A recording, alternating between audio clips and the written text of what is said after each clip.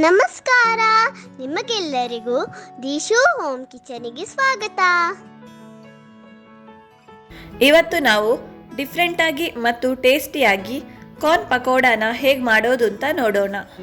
Corn pakoda ತುಂಬ ಟೇಸ್ಟಿಯಾಗಿರುತ್ತೆ ಮತ್ತು ಇದನ್ನು ನೀವು ಕೇವಲ 10 ನಿಮಿಷದಲ್ಲಿ ರೆಡಿ ಮಾಡ್ಕೋಬಹುದು. ಹಾಗಾದರೆ ನಾವೀಗ ಪಕೋಡ ರೆಸಿಪಿನ ಸ್ಟಾರ್ಟ್ ಮಾಡೋಣ. ಇಲ್ಲಿ ನಾನು ಒಂದು ಜೋಳನ ತಗೊಂಡಿದ್ದೇನೆ. ಕಾರ್ನನ್ನು ನೀವು ಸಪ್ರೇಟ್ ಮಾಡಿಕೊಂಡು ಇದನ್ನು ಒಂದು ಬೌಲಿಗೆ ಟ್ರಾನ್ಸ್ಫರ್ ಮಾಡ್ಕೊಳ್ಳಿ. ಇದಕ್ಕೆ ಉದ್ದನೆ ಮತ್ತು ತೆಳುವಾಗಿ ಕಟ್ ಮಾಡಿರುವ 2 ಮೀಡಿಯಂ ಸೈಜಿನ ಈರುಳ್ಳಿ, ಸಣ್ಣಗೆ ಕಟ್ ಮಾಡಿರುವ ಶುಂಠಿ ಮತ್ತು ಕರಿಬೇವಿನ ಸೊಪ್ಪು ಹಾಕಿ ಇದನ್ನು ಚೆನ್ನಾಗಿ ಮಿಕ್ಸ್ ಮಾಡ್ಕೊಳ್ಳಿ. ಈಗ 2 ಟೇಬಲ್ ಸ್ಪೂನ್ ಚಿಲ್ಲಿ ಪೌಡರ್, ಅರ್ಧ ಟೇಬಲ್ ಸ್ಪೂನ್ ಜೀರಾ ಪೌಡರ್, ಅರ್ಧ table spoon garam masala, 1/4 tea spoon ಅರಶಿನ, ರುಚಿಗೆ ತಕ್ಕಷ್ಟು ಉಪ್ಪು, ಅರ್ಧ table spoon green chilli sauce, 1/4 tea spoon ಹಿಂಗ್ ಇಷ್ಟನ್ನು ಹಾಕಿ ಆದಮೇಲೆ ಇದನ್ನು ಚೆನ್ನಾಗಿ ಮಿಕ್ಸ್ ಮಾಡ್ಕೊಳ್ಳಿ.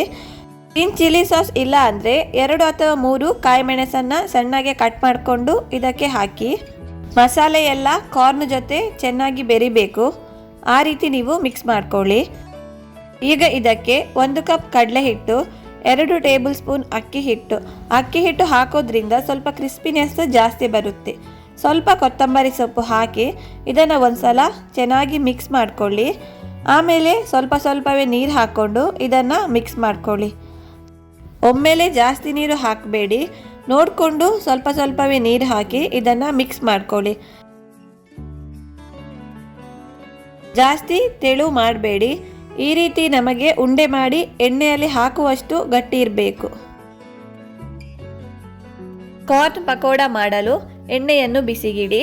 ಎಣ್ಣೆ ಬಿಸಿಯಾದ ನಂತರ ನಾವು ರೆಡಿ ಮಾಡಿಟ್ಟಂಥ ಹಿಟ್ಟಿಂದ ಸಣ್ಣ ಬಾಲ್ ಸೈಜ್ ಥರ ಮಾಡಿಕೊಂಡು ಪಕೋಡಾನ ಒಂದೊಂದಾಗಿ ಎಣ್ಣೆಗೆ ಸೇರಿಸ್ಕೊಳ್ಳಿ. ಗ್ಯಾಸನ್ನು ಮೀಡಿಯಂ ಫ್ಲೇಮ್ನಲ್ಲಿ ಇಟ್ಕೊಂಡು 2 ಸೈಡ್ ಕೂಡ ಗೋಲ್ಡನ್ ಬ್ರೌನ್ ಕಲರ್ ಬರುವವರೆಗೂ ಇದನ್ನು ಫ್ರೈ ಮಾಡ್ಕೊಳ್ಳಿ.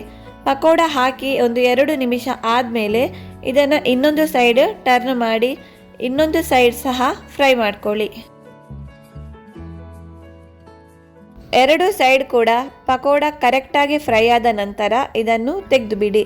ಇದೇ ರೀತಿ ಉಳಿದ ಹಿಟ್ಟಿಂದ ಪಕೋಡನ ಮಾಡ್ಕೊಳ್ಳಿ. ಇದನ್ನು ಬಿಸಿಯಾಗಿಯೇ ಟೊಮೆಟೊ ಕೆಚಪ್ ಜೊತೆ ಸರ್ವ್ ಮಾಡ್ಕೊಳ್ಳಿ. ಮನೆಗೆ ಯಾರಾದರೂ ಸಡನ್ ಆಗಿ ಗೆಸ್ಟ್ ಬಂದರೆ ಈ ರೀತಿ ಕ್ರಿಸ್ಪಿ ಮತ್ತು ಟೇಸ್ಟಿಯಾದ ಸ್ನ್ಯಾಕ್ಸ್ ರೆಸಿಪಿನ ನಾವು ಟ್ರೈ ಮಾಡಬಹುದು.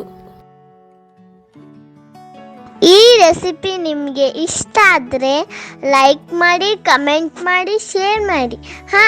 ಹಾಗೆ ನಮ್ಮ ಚಾನಲಿಗೆ ಸಬ್ಸ್ಕ್ರೈಬ್ ಮಾಡಿ. Thank you for watching.